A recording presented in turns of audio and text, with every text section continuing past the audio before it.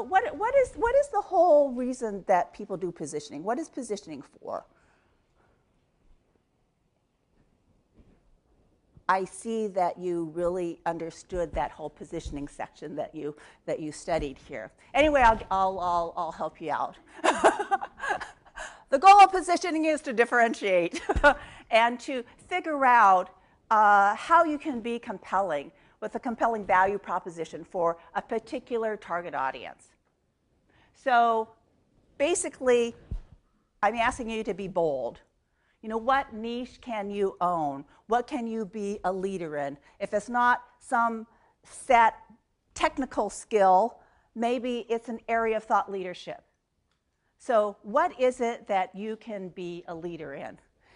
And we look at three things, and it's kind of like a triangulation that you're doing, where you're looking at what is my target audience? Who do I need to reach? Who is either that hiring manager or the influencer, or who are those people?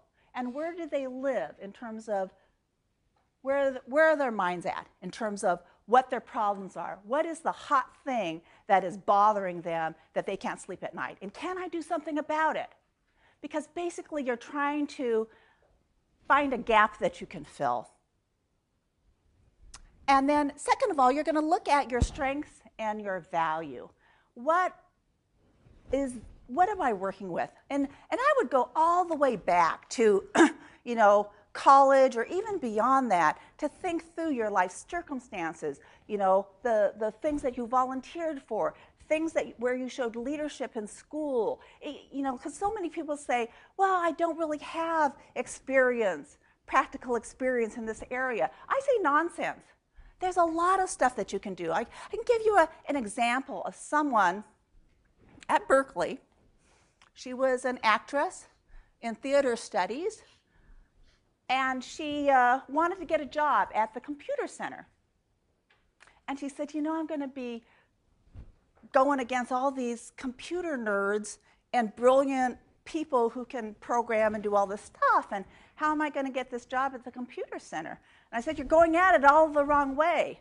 What this is a customer service job, and you excel at customer service, because she'd been a hostess and you know, done all this kind of stuff. Plus, she had the ability to communicate. She was an actress, so she had to understand human psychology, how to communicate with people. So when people come into the computer center, that's what you want, someone who does all that stuff, but also is competent on all of these programs that people are going to use. But most of the people coming into the computer center needing help are the humanities students, right? The other people don't need help, so she could relate to them. So she wrote a cover letter, she did her resume, she did her whatever, her social media, so that she could be known as that. And by goodness, she got a call the next day after she submitted her application. I think she was probably the #1 choice for working in the computer center, a theater major. So think of it. You don't have to have what you may think is practical experience. There's a lot of stuff that you can pull from your past that will give you an indication that you can do the job. And you need to recast what that job is all about. You need to think through, okay, they say they want this, but really this is what's going on. What they really need is this. They need me. And just kind of turn things on its ear a little bit. You need to be creative, but then you also need to think about the competition. And she thought about the competition. She said, okay, there's all these computer nerds out there, and then there's me. There's me who's very well-rounded, understands humanities, understands the kinds of projects that these students will be having to do, and is competent on PowerPoint and Word and Excel and all these other things.